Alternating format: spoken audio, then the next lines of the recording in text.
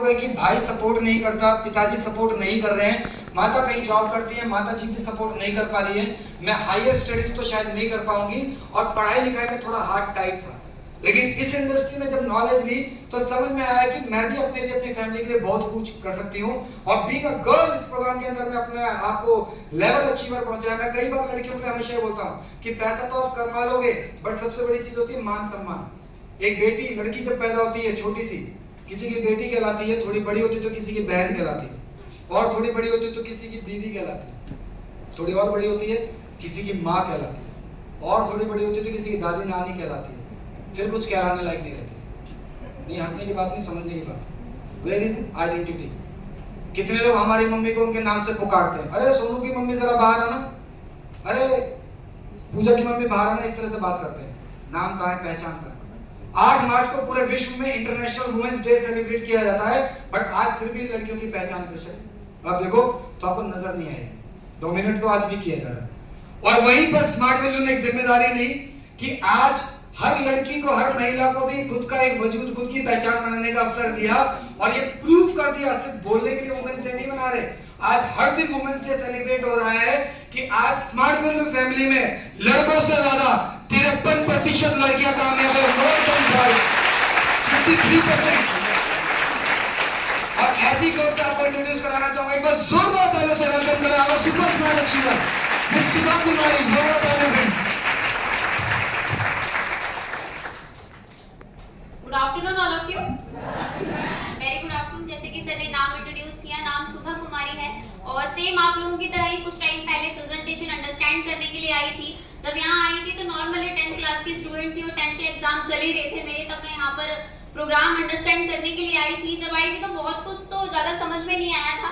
एक चीज़ ज़रूर समझ में आई थी कि सुधा, अगर आज तुझे अच्छा करियर बनाना है, चाहे तू गवर्नमेंट लाइन में जाना चाहे, चाहे प्राइवेट सेक्टर में, चाहे खुद का कोई बिजनेस करना चाहे, चाहे छोटा या बड़ा, कुछ भी अगर करना चाहती है तो तुझे आईटी की नॉलेज लेना कंपलसरी है।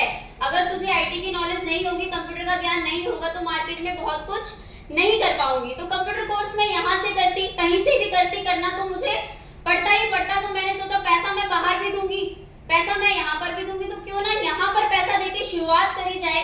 क्योंकि यहाँ पर मैं कंप्यूटर कोर्स तो करूंगी बट साथ में मुझे जो earning, permanent source of income earn करने का मौका मिल रहा है, ये मौका मुझे कोई भी अदर इंस्टीट्यूट प्रोवाइड नहीं करेगा। तो जैसे तैसे शुरुआत करी। जब शुरुआत करने की बारी आई तो दो चीजों की दिक्कत आई मेरे साथ, जो आपके साथ में भी आएगी। पहला, मुझे बहुत सारे लोगों ने ये बोला कि सुधा, अभी तो तेरी पढ़ाई चल रही है 10th क्लास में, क्या करेगी, पहले पढ़ाई पे फोकस कर ले। बट मुझे इतना पता था कि मैं 12th पास आउट भी हो जाऊंगी। तो बहुत सारे ऐसे लोग हैं जो डिग्री तो बहुत सारी अच्छी ले रहे हैं बट अच्छा करियर बिल्डअप नहीं कर पा रहे हैं। तो अभी 10th क्लास से शुरू कर ले, एजुकेशन में करियर बना तो बन जाएगा, नहीं तो स्मार्ट वैल्यू इंडस्ट्री में बहुत अच्छा फ्यूचर है, बहुत अच्छा कुछ कर लेगी। तो स्टार्टअप किया, साथ साथ में कोर्स चलता रहा मेरा और मुझे पता नहीं चला कब मुझे यहाँ पर मेरा करियर कोर्स करवा दिया गया। जब मैं यहाँ से 18 साल की कंप्लीट हुई थी तो मैं अपनी लगभग 1 लाख की स्कूटी निकलवा कर लेकर आ चुकी थी मेरे पे। क्योंकि जब आई थी तो जेब में 50 रुपए थे, ज्यादा विश्वास नहीं हो पा रहा था कि इतना सब कुछ हो पाएगा। बट जब स्कूटी आई तो विश्वास और ज्यादा बढ़ गया, क्योंकि जब इंसान पैसा कमाना शुरू करता है तो विश्वास बढ़ता है या कम होता है? बहुत ज्यादा बढ़ता है। और मेरा विश्वास और ज्यादा स्ट्रॉन्ग हुआ। जब आई थी तो सोचा था कि ठीक है, कंप्यूटर कोर्स हुआ, स्कूटी आ गई, और भी बहुत कुछ कर लेंगे। बट बीच में सर ने चीज बताई होगी, यहाँ से हमें घूमने फिरने का मौका मिलता है। और हम सरकारी स्कूल में पढ़े लिखे हैं, तो हमें जब भी घूमने की बारी आई तो कहाँ घुमाने लेकर जाते हैं? इंडिया गेट, ठीक है, ऐसे ही तो होता है। But my dear friends, through this industry यहाँ से लगभग 10 से 12 बार मैं नेशनल ट्रिप पे गई। और मेरी जिंदगी का सबसे बड़ा सपना था जब मैं बाई प्लेन गोवा घूमने जा रही थी। मेरे बहुत बड़ी अचीवमेंट थी। और मैं बोलना चाहूंगी, बहुत सारे यहाँ पर पेरेंट्स भी बैठे हुए हैं, बहुत सारे स्टूडेंट्स के साथ में उनके पेरेंट्स आए हैं, तो मेरी मदर भी थी। मैंने कभी नहीं सोचा था कि जो चीज मेरे फादर ने, मेरे ब्रदर ने, कभी उनको ये चीज दिखा नहीं पाए। बट प्राउड होता है, क्योंकि जब मैं फर्स्ट टाइम प्लेन में बैठी हुई थी और गोवा जा रही थी तो सबसे बड़ी अचीवमेंट जो मेरे लिए थी वो ये थी कि बगल वाली सीट पे मेरी मदर भी बैठी हुई थी। ये मेरे लिए बहुत बड़ी अचीवमेंट थी। और एक बार भी यहाँ से मैं अपनी मम्मी को 2 बार गोवा घुमा चुकी हूँ, अपनी दीदी को भी गोवा घुमा चुकी हूँ, अपनी सिस्टर को। मतलब मैंने अपनी लाइफ को बनाई, बट मैंने अपनी फैमिली की भी लाइफ को बहुत अच्छा बनाना शुरू करा। और माय डियर 10th क्लास की स्टूडेंट सुधा कुमारी इतना कुछ कर पाएगी, बट इतना सब कुछ हो पाया ये मेरी पावर नहीं है, ये पावर इस इंडस्ट्री की है। क्योंकि मैंने बाहर बहुत सारे ऐसे लोग भी देखे हैं जो टॉप की एजुकेशन लेते हैं, टॉपर होते हैं, बोलने में भी बहुत अच्छे हैं, पढ़ने लिखने में भी बहुत अच्छे हैं, बट वो करियर बहुत अच्छा बना नहीं पा रहे हैं। क्योंकि हमेशा एक चीज है, आप भाग बहुत अच्छा लेते हो, बहुत तेजी दौड़ते हो, बट गली में दौड़ोगे तो कभी आपको पुरस्कार से सम्मानित नहीं किया जाएगा। लेकिन जब आपको एक प्लेटफॉर्म मिल जाता है, जब आपको एक रास्ता मिल जाता है, भागने में मजा तब आता है। तो मेरी दौड़ का इस ऑर्गेनाइजेशन ने बहुत अच्छा प्रूफ दिखाया और आज मैं यहाँ तक पहुँच पाई हूँ। तो through this industry thank you all senior. मैं चाहूंगी आप सभी लोग शुरुआत करिए। अगर आप अपने करियर से प्यार करते हो, खुद की फैमिली से प्यार करते हो, तो यस का डिसीजन लेना और शुरुआत करना। क्योंकि जब आई थी तो एक चीज सोच ली थी कि जब हमारे जैसे परिवार में, मैं यूपी से बिलोंग करती हूँ, जब बेटियां पैदा होती हैं तो बोला जाता है कि बोझ आ गया, दहेज का पैसा जोड़ना पड़ेगा। तो माँ बाप टेंशन समझते हैं, बट ये डिसाइड कर चुकी थी कि सुधा इतना कुछ करके दिखाना है कि माँ बाप अगली बार ये जरूर बोले कि बेटा हो ना हो, बट सुधा जैसी बेटी जरूर होनी चाहिए। तो इतना कुछ करना बाकी सब प्यार से सुना। थैंक यू गाइस, ये थे छोटे पैक में बड़ा धमाका। देखिए कि इंसान की कितनी बड़ी है। ये सुनो, सचिन की भी हाइट छोटी है, लेकिन बड़े बड़े धुरंधर बॉलर्स को क्या नाम है, हुक शॉट मार मार करके पवेलियन के बाहर पहुंचा दिया। आपकी काबिलियत होनी चाहिए और उस काबिलियत के लिए आपके पास एक रास्ता होना चाहिए। स्मार्ट वैल्यू एक ऐसा रास्ता बना जिसने एजुकेशन के साथ साथ कई सारे बच्चों का करियर बिल्ड कर दिया। ऐसी हमारे नेक्स्ट लेवल है, दैट इज सिल्वर लेवल। जब आपकी चांदी हो जाती है, आप यहाँ पे 25,000 रुपए का बोनस अर्न करना शुरू कर लेते हैं, तो मैं सभी सिल्वर अचीवर्स को स्टेज पे बुलाना चाहूंगा। Please help me welcome our all silver level achievers. हमारे सभी सिल्वर अचीवर्स का जोरदार तालियों से स्वागत किया जाए। मैंने कहा जोरदार तालियों से।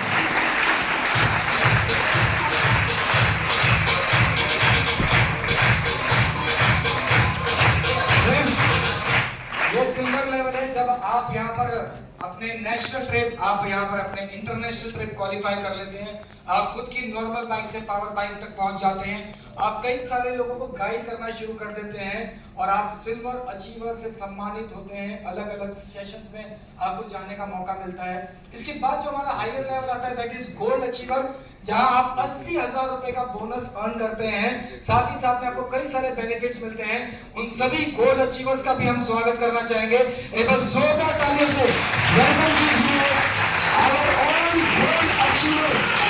Please come on the stage.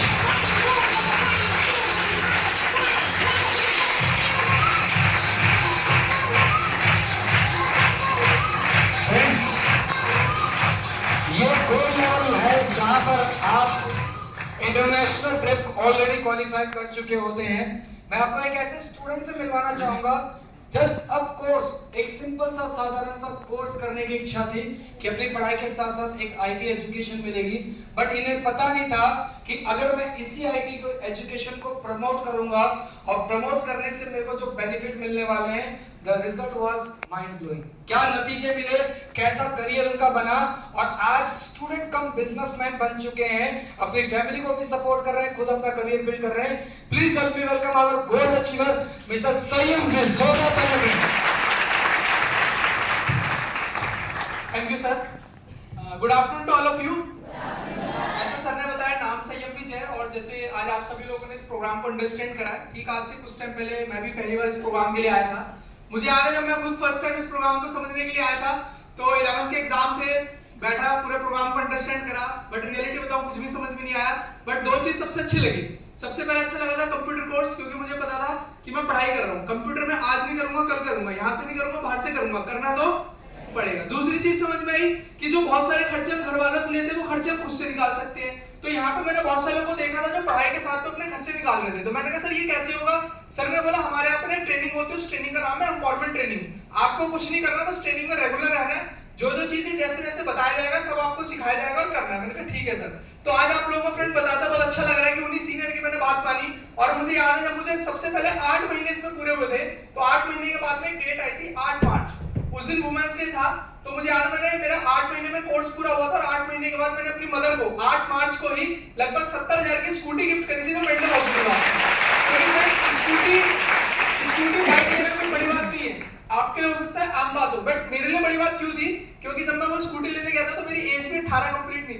17.5 साल की एज में अपने दम से 70,000 की स्कूटी लेना बहुत बड़ी बात थी और जिंदगी में पहली बार अपनी कमाई के पैसे देखे थे। कहते पिताजी के हजारों खर्च कर दो कोई फर्क नहीं पड़ता, बट जब अपनी इनकम से 5 रुपए का पेन भी लाते तो फीलिंग होती है कि खुद की इनकम से। तो जब 70,000 पहली बार अपने देके जेब में रख के शोरूम ले जा रहा था तो डर भी लग रहा था गिरना जाए, कोई निकाल ना ले, और बहुत अच्छा लग रहा था। शोरूम में देने का मन नहीं था, बट पैसे दिए तो क्या मिला? स्कूटी। और कहते जब पैसा आता है तो इंटरेस्ट बढ़ता है घटता है, तो मेरा भी इंटरेस्ट बढ़ा। कॉलेज में आया और टाइम देना शुरू करा, फिर अपने लिए मैंने दूसरी बाइक खरीदी। फिर उसके बाद अभी यंगस्टर है तो मन करता है सर एवरेज बाइक से क्या होगा, एक स्पोर्ट बाइक होनी चाहिए, तो अभी अपने लिए खुद की लगभग 1.5 लाख की स्पोर्ट बाइक भी खरीदी। और फिर अगर उसी के बाद बात करूं तो हम लोग यंगस्टर है और एक मिडिल क्लास फैमिली से। आप सबको पता है मिडिल क्लास फैमिली में अगर हम घूमने की बात करते हैं तो घूमने के नाम पे कहां जाते हैं? नानी के घर, दादी के घर या फिर गाँव। बट आज फ्रेंड आप लोगों को बताते बहुत अच्छा लग रहा है, आज तक मुझे जहां कभी घूमने का मौका नहीं मिला, बट आज इस इंस्टीट्यूट की वजह से आज मुझे एक नहीं दो नहीं, इंडिया के अंदर ही 25 से 30 अलग अलग जगह घूमने का मौका मिला, जो मेरे लिए बहुत बड़ी बात है। और उसमें मैं बहुत सारी ऐसी जगह जहां पर मैंने कभी सोचा भी नहीं था मैं जा पाऊंगा, चाहे वो आगरा हो, ऋषिकेश हो, मथुरा हो, जयपुर हो, नैनीताल हो, शिमला, मनाली, मसूरी, गोवा, मुंबई, देहरादून, बहुत सारी अलग अलग जगह घूमने का मौका मिला। और सबसे गजब की बात, मैं अपनी फैमिली में इकलौता ऐसा लड़का बन पाया जब मैं इस सिस्टम में आया था। उससे पहले जब छोटे थे, पार्क जाते थे, क्रिकेट खेलते थे, तो ऊपर से एरोप्लेन जाता था, मैं एरोप्लेन बाय बाय करते थे, कभी सोचा नहीं तो एरोप्लेन में बैठने का मौका मिलेगा। और आज फ्रेंड इस सिस्टम की वजह से मुझे एक नहीं 4 बार प्लेन में घूमने का मौका मिला, तो मेरे लिए बहुत बड़ी बात है। और उसी के साथ अभी हाल ही फिलहाल एक सपना और पूरा करा, जो हर व्यक्ति का सपना होता है, कहते हैं उम्र 15 हो या 55 हो, बट हर व्यक्ति का चाहता है जिंदगी में एक बार तो कभी विदेश की धरती देखनी है, एक बार तो विदेश की धरती पर जाना है। और आज फ्रेंड इस सिस्टम की वजह से अगर शायद मैं यहाँ पर डिसीजन ना लेता, मैं शुरुआत ना करता, तो मैं कह रहा हूँ एक बार छोड़ो मुझे कभी इंडिया में भी घूमने का मौका नहीं मिलता, बट आज इस इंस्टीट्यूट की वजह से मुझे एक नहीं 2 बार थाईलैंड क्वालिफाई करके घूमने आने का मौका मिला, तो मेरे लिए बहुत बड़ी बात है। और लास्ट में मैं आप लोगों से यही बोलूंगा कि बस मेरे और आप में इतना सा फर्क है, जब मैं आया था तो मैंने खुद का डिसीजन लिया था, और आज से कुछ टाइम पहले शुरुआत करी थी जब मेरे 11th के एग्जाम्स थे। अभी लास्ट ईयर मैंने अपनी ग्रेजुएशन कंप्लीट करी है। तो आप सबसे मैं लास्ट में यही बोलूंगा, आप लोग भी अपना डिसीजन लेके स्टार्ट कीजिएगा। किसी का कोई क्वेश्चन डाउट हो तो जिसने बुलाया उससे पूछिएगा, बाहर किसी से पूछने जाओगे तो कोई भी सही सलाह नहीं दे पाएगा। तो आप लोगों ने इतने प्यार से ध्यान से मेरे को सुना, उसके लिए thank you. Thank you Surendra ji, बिल्कुल सही कहा कि बाहर जाओगे किसी और से पूछने के लिए तो शायद नहीं नॉलेज मिलेगी। मैं बीमार पड़ा तो मैं डॉक्टर के पास जाऊंगा, वो ज्यादा सही है किसी पेंचर वाले के पास? पेंचर वाले के पास जाऊंगा, हथौड़ा पाना मारेगा, पता नहीं क्या क्या और बिगाड़ देगा। तो कहते हैं जिसका काम उसी को साधे। इस इंडस्ट्री में जो लोग कामयाब हो रहे हैं या आप जिनसे नॉलेज लेना चाहते हो, जो ऑलरेडी यहाँ के एक्सपर्ट हैं, सीनियर्स हैं, वो आपको प्रॉपर गाइडेंस दे सकते हैं, ना कि कोई बाहर का व्यक्ति देगा। इसीलिए जब आप किसी व्यक्ति से इंफॉर्मेशन लेना चाहो, बाहर इनमें से किसी भी एक्सपर्ट से मिल सकते हो, किसी भी सीनियर से मिल सकते हो। आप अपने एरिया में जब भी जहां पर भी आप रहते हो वहां कोई ना कोई सीनियर आपको जरूर अवेलेबल होगा जो आपको इस इंडस्ट्री की प्रॉपर गाइडेंस, प्रॉपर इंफॉर्मेशन दे देगा। एंड फाइनली माय डियर, अब वक्त आ चुका है उन सभी टॉप सीनियर से मिलने का जिनके बदौलत आज ये सारे लेवल अचीवर्स यहाँ पर हैं, आज अलग अलग जगह पे प्रोग्राम कंडक्ट कर पा रहे हैं। सभी सीनियर्स के लिए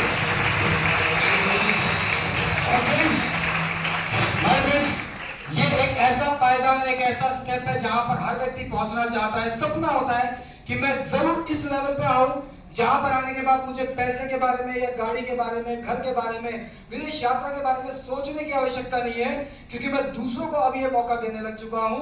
आज दूसरों के लिए आइडल बन चुके हैं। ऐसे ही हमारे बीच में एक सीनियर है जो अपने होटल मैनेजमेंट की पढ़ाई के साथ साथ में उनको इस प्रोग्राम को समझने का मौका मिला। फादर गवर्नमेंट के नाम जॉब से थे और अपने छोटे भाई के साथ में इस काम की शुरुआत करी। आज दोनों भाई इंडिया के अलग अलग स्टेट में, चाहे वो पंजाब हो, हरियाणा हो, यूपी है, चाहे जम्मू है, चाहे कहीं पे भी हो, आज इस इंडस्ट्री के अंदर में कई सारे लोगों को नॉलेज दे रहे हैं। किसी बात की स्टार्टिंग करूं, मैं चाहूंगा एक बार जोरदार तालियां जिन्होंने हमें प्रोग्राम की नॉलेज दी, और डेफिनेटली सिर्फ नॉलेज नहीं दी है, एक ऐसी नॉलेज दी है जो आने वाले टाइम में मेरे फ्यूचर को बहुत ज्यादा ब्राइट बनाएगी और मेरे करियर को बहुत ज्यादा आगे लेकर जाएगी। ये सब ना। और माय डियर फ्रेंड, बात करूं मैं अगर अपनी, तो मेरा नाम ललित शर्मा। रही बात इस प्रोग्राम की, दैट इज स्मार्ट वैल्यू, आप में और मेरे में ज्यादा फर्क नहीं है। फर्क सिर्फ इस बात का है कि इस प्रोग्राम को देखने के लिए आप लोग आ जाए। ये सब ना। बेटा क्या है जी, आपकी एज क्या है? 15 प्लस मतलब 16 के अराउंड होगी। तो 19 साल पहले मैं इस प्रोग्राम को देखने के लिए आया था और 19 साल पहले मैंने स्टार्ट करा था। और आप कितने साल के थे तब? कहाँ थे? ये हंसने वाला क्वेश्चन नहीं है माय डियर फ्रेंड, ये बहुत सोचने वाला क्वेश्चन है कि जब आप इस दुनिया के अंदर नहीं थे तब इस प्रोग्राम को मैंने स्टार्ट करा था।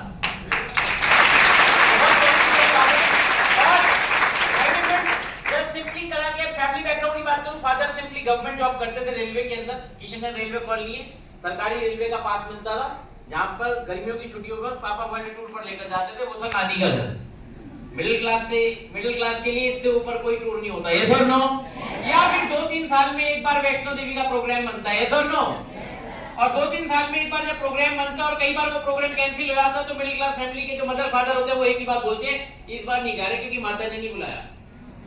देखो ये रियलिटी बता रहा हूं मैं आप लोगों को, मिडिल क्लास फैमिली की, यस और नो? मैं इसलिए जानता हूं कि मैं ऐसी फैमिली से बिलोंग करता था। और माय डियर फ्रेंड, मैंने 12th पास करी थी और 12वीं पास करने के बाद आपको मालूम है 12वीं पास करता जब कोई भी स्टूडेंट ये किस तरीके से होता है, जैसे अंडे में से कीड़ा निकलता, पक पक पक और पक, जो भी है वो हमें, बाकी पानी कम है, यस और नो? तो माय डियर फ्रेंड, मैं होटल मैनेजमेंट कर रहा था, होटल मैनेजमेंट के फर्स्ट ईयर के अंदर था, मुझे इस प्रोग्राम को देखने का मौका मिला। मैंने प्रोग्राम को समझा और समझा इसलिए था क्योंकि मैं अपनी जिंदगी में परिवर्तन चाहता था। और दोस्तों, परिवर्तन प्रकृति का नियम है, यस और नो? लोग धोती कुर्ता पहनते थे, पैंट कमीज और जींस में आ गए, क्या है ये परिवर्तन? बैलगाड़ी से जाया करते थे, ट्रेन में जा रहे हैं, एरोप्लेन में जा रहे हैं, ये क्या है? परिवर्तन। तो माय डियर फ्रेंड, मैंने इस प्रोग्राम को देखा, अपना डिसीजन लिया स्टार्ट करने का। मैंने एजुकेशनल प्रोग्राम लेकर स्टार्ट करा, कंप्यूटर कोर्स जो कि मुझे करना भी था। अगर मैं यहां से नहीं करता तो मैं कहीं और से करता, और अगर मैं कहीं और से नहीं करता तो मैं कहीं और से करता, कहीं ना कहीं से करता। तो मैंने यहां से कोर्स लेकर स्टार्ट करी माय डियर फ्रेंड। मुझे बड़ी प्राउड फील होता है कि मुझे एक ऐसी ऑर्गेनाइजेशन के साथ कोर्स करने का मौका मिला जहां पर मुझे कोर्स भी मिल रहा है और कोर्स करने के साथ साथ मुझे इंडिपेंडेंट बनने का मौका मिल रहा है, सेल्फ डिपेंडेंट बनने का मौका मिल रहा है, एंटरप्रेन्योर बनने का मौका मिल रहा है माय डियर फ्रेंड। और मैंने अपना डिसीजन लेकर स्टार्ट करा। काम कैसे करना बिल्कुल नहीं आता था। मेरी फैमिली में आज तक किसी ने बिजनेस नहीं करा। मेरे पापा गवर्नमेंट जॉब रेलवे, पापा के 7 भाई गवर्नमेंट जॉब रेलवे के अंदर, मेरे ग्रैंडफादर रेलवे के अंदर, ग्रेट ग्रैंडफादर वो भी रेलवे के अंदर। क्लियर हो रही है बात? बिजनेस की आज तक कोई बात नहीं थी। यहाँ पर आया तो यहाँ पर बार बार एक वर्ड बोला जाता था, बिजनेस। और माय डियर फ्रेंड, मैंने स्टार्ट करा, बिल्कुल नहीं आता था। हमारी ट्रेनिंग्स होती है एम्पावरमेंट नाम से, वहां पर आपको सिखाया जाता है उंगली पकड़कर चलना, कैसे आप इस बिजनेस में डेवलप कर सकते हो, कैसे आप आगे बढ़ सकते हो। और माय डियर फ्रेंड, मैं सीखता रहा, करता गया। मुझे 2 लोगों के सामने बोलना नहीं आता था, बट माय डियर फ्रेंड यहाँ पर सिखाया गया और सीखने का नतीजा ये हुआ, इस प्रोग्राम के माध्यम से आज करीबन 19 साल मुझे कंप्लीट हो चुकी है 6 सितंबर को। और आज इस प्रोग्राम के माध्यम से, जब मैं कॉलेज में फर्स्ट ईयर में था तो मैंने इस प्रोग्राम को स्टार्ट करा था। जब मैं सेकंड ईयर में पहुंचा था तो मैं अपनी जिंदगी की पहली गाड़ी ले चुका था उस समय, just because of smart value. करते करते आज इस बिजनेस के माध्यम से गाड़ी ली, 1 गाड़ी ली, 2 ली, 4 गाड़ियां ली इस बिजनेस के माध्यम से my dear friend. Student age के अंदर मुझे बड़ी खुशी होती है। आज 150 से ज्यादा बार नेशनल टूर घूमकर आया। इसी प्रोग्राम के माध्यम से जिंदगी में कभी नहीं सोचा था Bangkok, Thailand, Singapore, Indonesia, Kuala Lumpur, Bali, Malaysia, Mauritius, ये सारी कंट्रीज में घूमकर आ चुका हूं। और कई कंट्रीज तो ऐसी हैं जो 8-8, 9-9 बार, just because of smart value. ये मेरी पावर नहीं है, ये स्मार्ट वैल्यू सिस्टम की पावर है। मुझे बिल्कुल नहीं आता था, पहले दिन से सिखाया जाता है क्यों करना है, ये आपको सोचना है, कैसे करना है, ट्रेनिंग का पार्ट है, सिखाया जाएगा, ये सब नो। और दुनिया में हर काम सीख कर आता है। पहले दिन जब मम्मी ने रोटी बनाई थी तो भारत का नक्शा ही बनाया था, फिर पाकिस्तान का ही बना होगा, बट उसके बाद आज गोल बनती है, यस और नो? तो माय डियर फ्रेंड्स, आप लोगों को एक ही बात बोलूंगा, अपना खुद का एक इंडिपेंडेंट डिसीजन लीजिए। कोई भी क्वेश्चन है, कोई क्वेरी है, कोई चीज क्लियर नहीं हुई, पहले उसे क्लियर कीजिए, डाउट को क्लियर कीजिए, उसके बाद स्टार्ट कीजिए। Wish you very great success. Thank you friend, thank you very much. Finally इस प्रोग्राम के समापन के लिए हम बहुत लकी है कि आज वो सीनियर हमारे बीच में मौजूद है। पर्सनली मैं बहुत अच्छे से जानता हूं क्योंकि मेरी डेवलपमेंट में उनका बहुत बड़ा योगदान है। एक बड़े भाई के नाते सिखाया, समझाया और इस लर्निंग के बदौलत, इस इंडस्ट्री के बदौलत वो खुद भी कामयाब हुए और न जाने मेरे जैसे कितने लोगों को डेवलप कर चुके हैं। और सोचिए, जब कामयाब व्यक्ति कुछ बताता है तो हमारे लिए ऑटोमेटिकली कामयाबी के रास्ते खोल जाते हैं, ये सुनो। क्योंकि हर कामयाब इंसान ही कामयाब होने का रास्ता बता सकता है। हर लाख रुपए महीना कमाने वाला व्यक्ति लाख रुपए कमाने का रास्ता बता सकता है। और आज जितने भी ड्रीम्स एक नॉर्मल लाइफ में एक इंसान देखता है, एक जो मिडिल क्लास फैमिली देखता है या बनना चाहता है, वो ऑलरेडी अचीव कर चुके हैं और आज इस पूरी इंडस्ट्री में अपनी एक अलग पहचान बना चुके हैं। So we are very fortunate कि ऐसी पर्सनालिटी हमारे बीच में है और इस प्रोग्राम के समापन के लिए है। तो मैं चाहूंगा जोरदार पहले से वेलकम करें our great senior Mr. Sahul Chaudhary.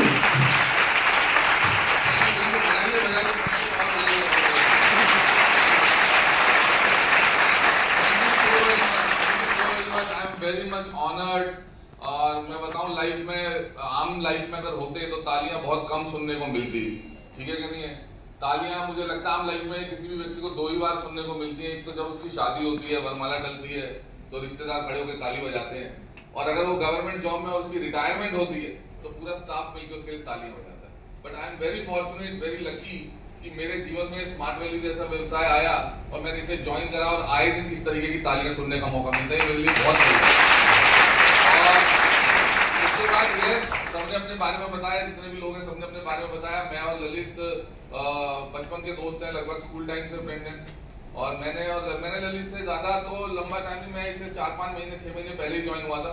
उसके बाद फिर हमने ललित से बात करी, तो उस समय HM कर रहा था, तो हमने ललित तक इस इन्फॉर्मेशन को पहुंचाया कि यार ऐसे ऐसे कर रहे हैं, क्योंकि आपके लाइफ में मौका किसी ना किसी के थ्रू जाता है, ऐसे ही ना।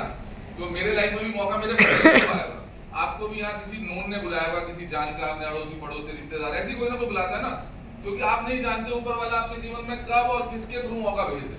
बस मुद्दे वाली बात है कि मौका आ जाए, हमें ज्यादा रोना ना पड़े, तो मौके आ गए। मेरी लाइफ में भी जब मौका आया था, तो जब मुझे याद है मैं 11th और 12th में आया था, तो हर व्यक्ति एक ही बात पर फोकस करता था, करियर।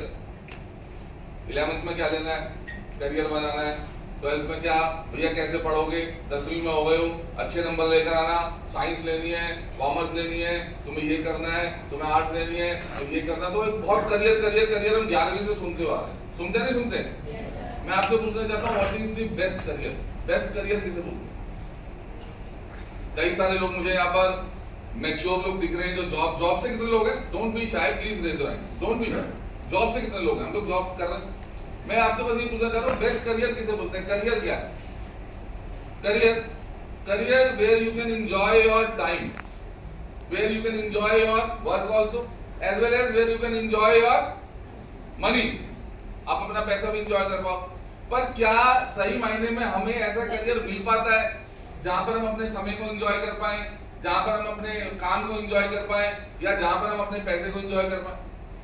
नहीं, हम ढूंढते तो है। मैं बता रहा हूँ, नहीं, 95% लोग जिस नौकरी की तलाश में रहते हैं उसमें वो बेस्ट करियर को ऑप्ट नहीं कर पाते। वो सिर्फ एक ऐसे करियर को ऑप्ट कर पाते हैं जहां पर उनकी जिंदगी चल जाए, 15,000, 20,000, 25,000, 30,000, 40,000 की एक सैलरी मिले, उसमें उनका लाइफ चल जाए, बट उसे एंजॉय कभी नहीं कर पाते।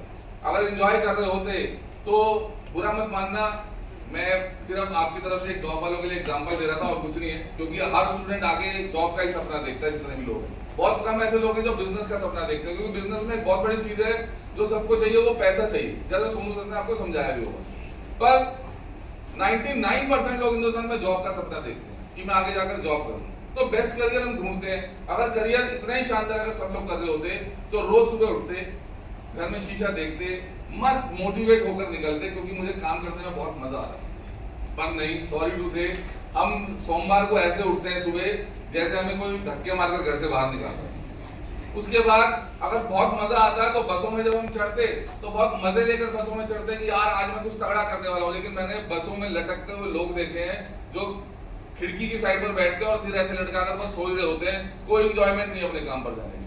और इतना ही तगड़ा होता तो जब सैलरी क्रेडिट होती है आपके अकाउंट में, जब आप भी आगे जाके करोगे, जब आपके अकाउंट में सैलरी क्रेडिट होती है तो बहुत खुशी होती। वो खुशी मुश्किल से एक दिन के लिए होती है कि 20,000 rupees has been credited in your account. तो 1-2 दिन की खुशी होती है, उसके बाद वो कहाँ चले जाते हैं, वो थोड़े बहुत पैसे किराए में चले गए, खर्चे में चले गए, और लास्ट में रहते रहते 15-20 दिन तक तो ऐसा हो जाता है कि कब सैलरी मिलेगी, कब सैलरी मिलेगी, खर्चे कैसे पूरे होंगे, खर्चे कैसे पूरे होंगे। तो कहाँ कर पाए हम एंजॉय अपने करियर में?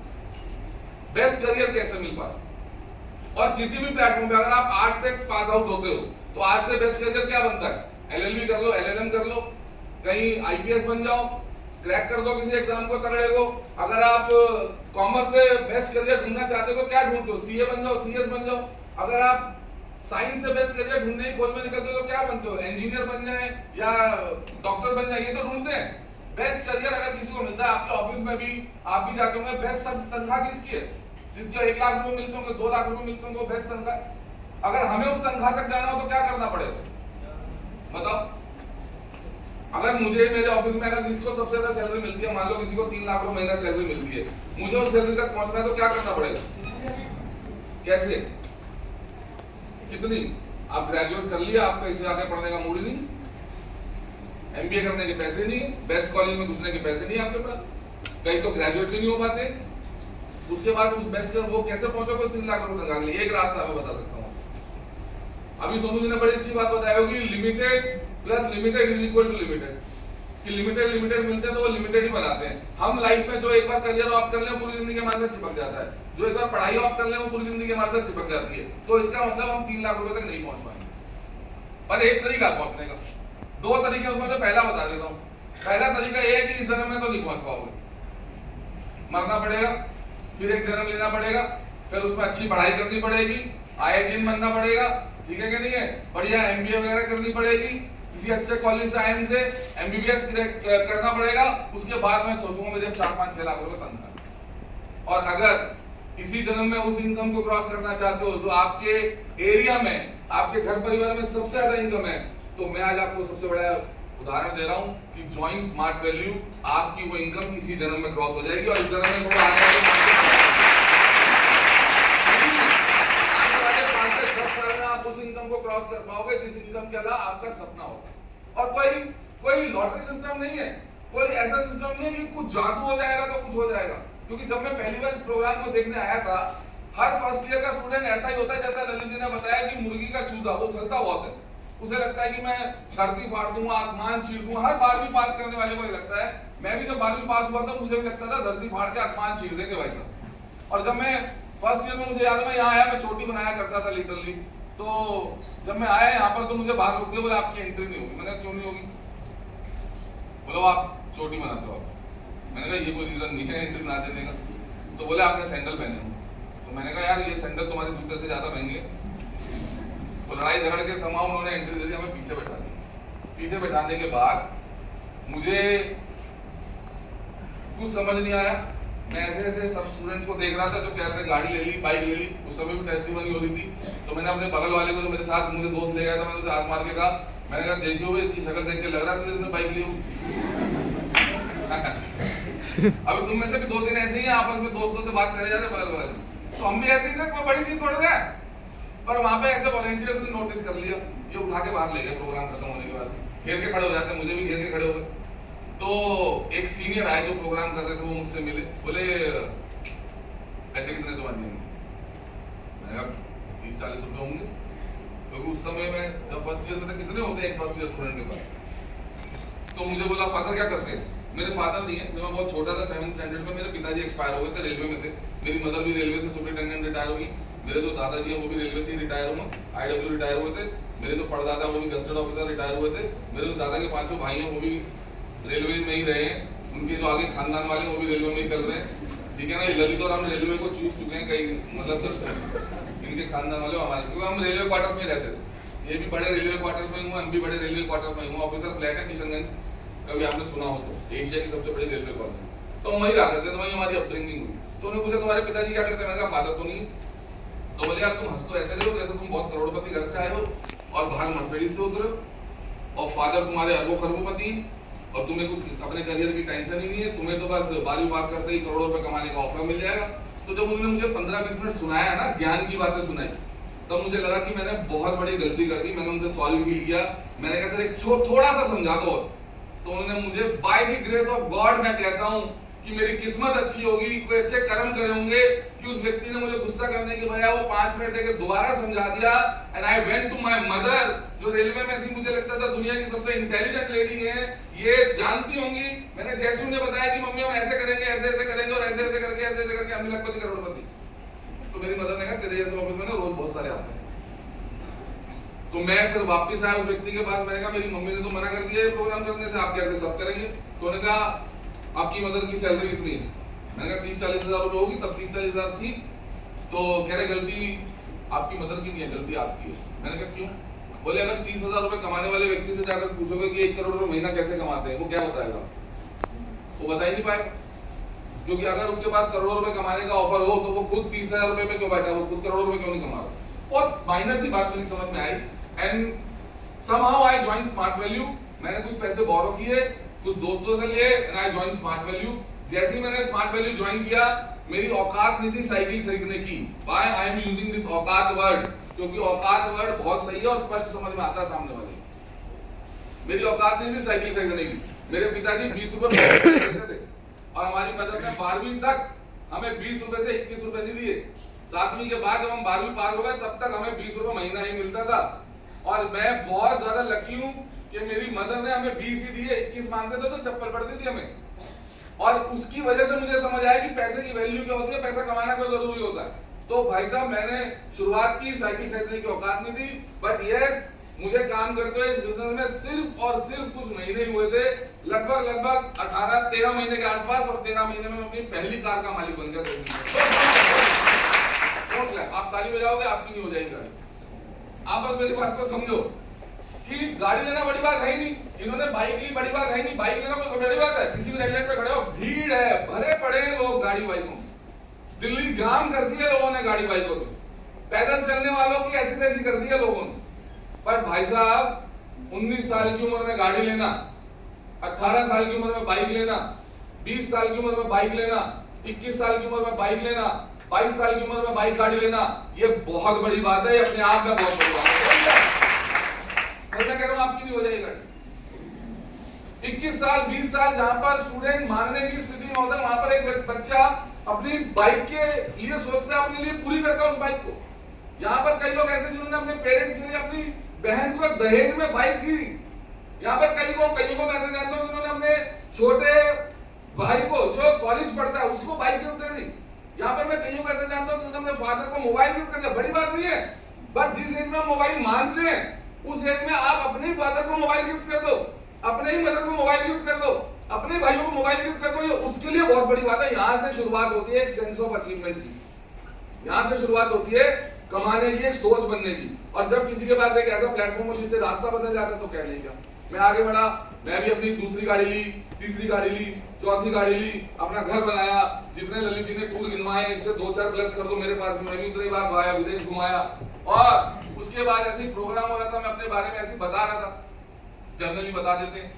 एक लड़का बाहर मिला, कहता है कि सर आपकी किस्मत बहुत अच्छी। मैंने कहा मेरी किस्मत बहुत अच्छी? बोले हाँ। मैंने कहा एक बात बता, आप भी बताओ, मेरी किस्मत बहुत अच्छी है। अगर मेरी किस्मत बहुत अच्छी होती ना बेटा तो 7वीं क्लास में मेरे पिताजी एक्सपायर ना हुए होते। मैंने उसको भी यही बात समझाई थी। मैंने कहा मेरी किस्मत अच्छी नहीं है, मेरा समय अच्छा था कि मैंने समय रहते हुए डिसीजन ले लिया। अगर मैं नहीं लेता तो वही बात होती है कि मैं ना होता कोई और जरूर होता है। अक्सर जब डिसीजन लेने की बारी आती है तो हम तर्क वितर्क में पड़ जाते हैं, ऐसा हो गया तो, ये हो गया तो, वो हो गया तो, ऐसा। एक बात बताओ, अभी हम इस हॉल में बैठे हैं, छत हमारे सिर पे गिर जाए तो क्या हॉल में बैठना बंद कर देंगे? आप में से बस में कौन कौन ट्रैवल करके आया? क्या हमने बस में चढ़ने से पहले चेक किया था बस के ड्राइवर ने शराब पी हुई है नहीं पी हुई?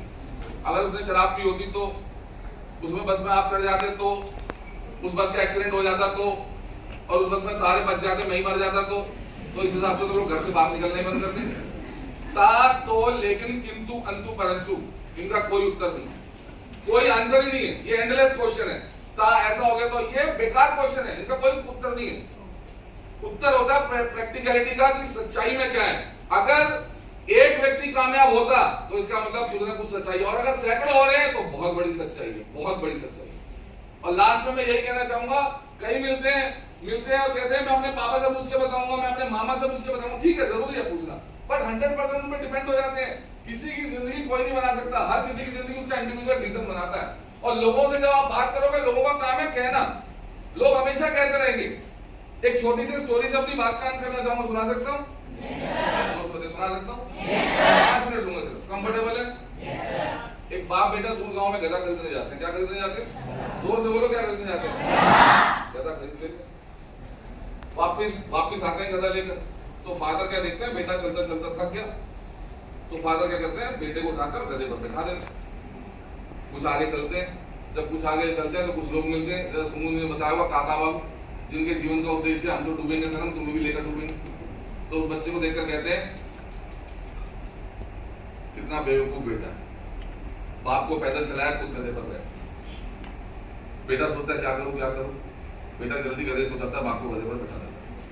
फिर थोड़ा सा आगे चलते हैं, जब आगे चलते हैं फिर कुछ मिलते हैं बंच ऑफ पीपल, काका बाबू, जिनके जीवन का एक ही उद्देश्य हम तो डूबेंगे सनम, तुम्हें भी लेकर डूबेंगे। वो उसके बाप को देखकर कहते हैं कितना बेवकूफ बाप है, मासूम से बेटे को पैदल चलाया, खुद गधे पर बैठा। अब दोनों एक दूसरे की शक्ल देखते हैं, दोनों सोचते हैं क्या करें क्या करें क्या करें, दोनों गधे पर बैठे जाते। फिर कुछ आगे चलते हैं, जब कुछ आगे चलते हैं फिर कुछ लोग देखते हैं बंच ऑफ पीपल, काका बाबू, जिनके जीवन का एक ही उद्देश्य है, क्या, हम तो डूबेंगे सनम, तुम्हें भी ले डूबेंगे। वो दोनों को देखकर कहते हैं कितने बेवकूफ बाप बेटे, मासूम से गधे पर दोनों चढ़कर बैठे। अब दोनों सोचते हैं क्या करें क्या करें क्या करें, दोनों जल्दी गधे से नीचे उतरकर गधे को कंधे पर बैठा देते। स्पाइडरमैन यही हाल है, 90% जनता का यही हाल है। आप जिन लोगों की बातों में आकर हम डिसीजन लेते हैं, वो लोग हमेशा कहेंगे, आप जीवन में अगर अनपढ़ रहोगे, वो कहेंगे मोटी बुद्धि है, कितना समझाने से कुछ भी समझ में नहीं आएगा। आप बहुत ब्रिलियंट होगे, वो लोग खड़े होकर कहेंगे माँ सरस्वती ने आशीर्वाद दिया, भाई साहब बहुत तेज लड़का है। आप जीवन में गरीब हो जाओगे, लोग कहेंगे सब पिछले जन्मों के कर्मों का नतीजा जो इस जन्म में भुगत रहा है। आप बहुत अमीर हो जाओगे तो वही लोग खड़े होकर कहेंगे सब 2 नंबर का पैसा, इसलिए इसके पास इतना पैसा। लोगों का काम क्या है? जोर से बोलो, लोगों का काम क्या है? लोगों का काम बोलना है। आप कुछ करोगे तब भी, आप कुछ नहीं करोगे तब भी, आप घर से बाहर निकलोगे तब भी, आप घर के अंदर जाओगे तब भी। तो लोगों को उनकी बातों को कहने दो। आपने पूरी पिक्चर देखी है, आपने सब कुछ देखा है, आप किसी से मिलना चाहते हैं मिलिए। और मैं लास्ट में ये कहूंगा, अपनी एक पॉजिटिव शुरुआत कीजिए। We all are with you, thank you so very much.